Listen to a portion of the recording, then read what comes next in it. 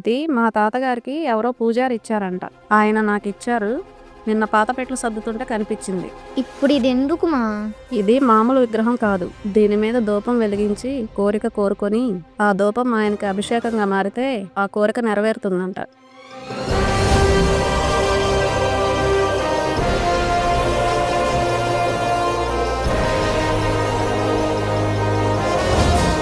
నీ పిచ్చి కాకపోతే అలా అసలు జరుగుతుందా? జరిగింది కాబట్టే నమ్మారు. నిజంగా జరిగిందా?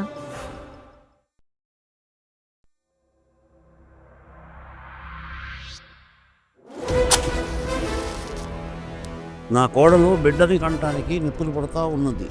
నాకు మనవరాలు పుట్టేలాగా చూడు స్వామి.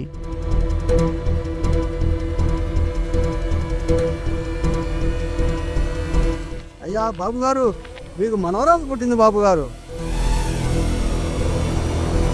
దశరథ విధృతి పరితస్తుత